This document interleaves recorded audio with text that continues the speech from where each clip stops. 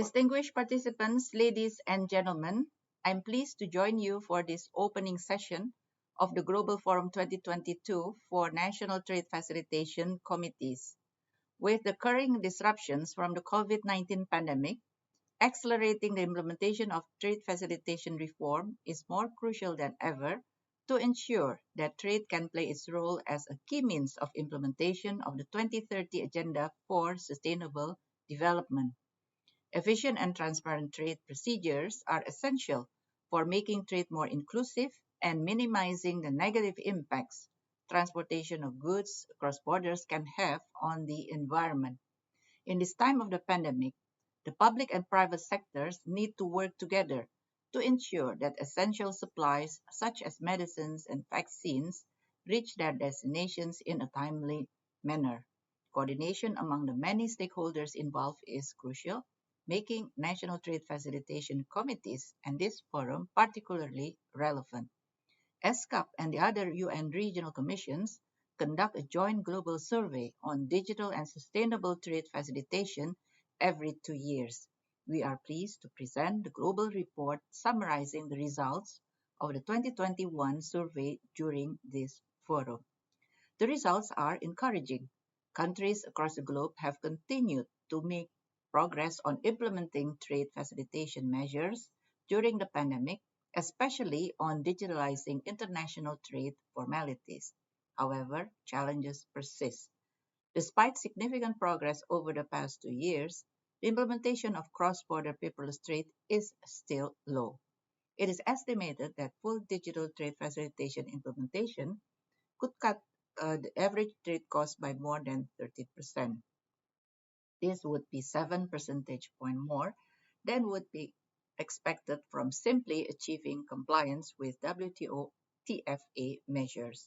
Strong political will and closer intergovernmental cooperation are needed to further progress trade digitalization as an important element of countries' digital transformation efforts. The report also highlights the lack of implementation of sustainable trade facilitation measures. Few countries take into account the specific trade facilitation needs of small and medium-sized enterprises and women in business. To address this, ESCAP is spearheading the development of an online course on next generation trade facilitation, specifically focusing on trade facilitation measures for SMEs, women, and for the agricultural sector. I hope these measures will become a priority for NTFCs in the future. In collaboration with UNTAD, we are also looking at how countries can reduce the impact of trade procedures and trade compliance mechanism on climate change and the environment. Early work points again to trade digitalization as a way to reduce waste and CO2 emissions from overly complex and paper intensive formalities. Our research shows that achieving paperless trade on a global scale could be equivalent to planting more than 1 billion trees. Looking ahead, it will be important to ensure that the progress made on trade digitalization and the acceptance of electronic documents during the crisis are secured. Strengthening of legal frameworks and implementing long-term digital and sustainable trade facilitation plans will help build resilience and enhance preparedness for future crises. Countries should continue and sustain efforts to strengthen cooperation to adapt to the increasingly digital global economy while leaving no one behind.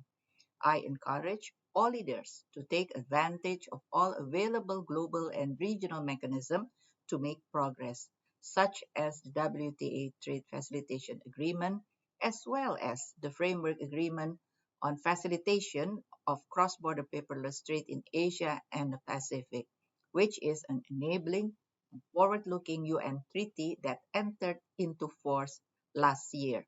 I would like to express my sincere thanks and appreciation to all our sister regional commissions for their collaboration on the global report and to UNTAD, ICC, ADB, ASEAN, Oceania Customs Organization, CAREC program, and so many other organizations and experts for the excellent cooperation during its preparation.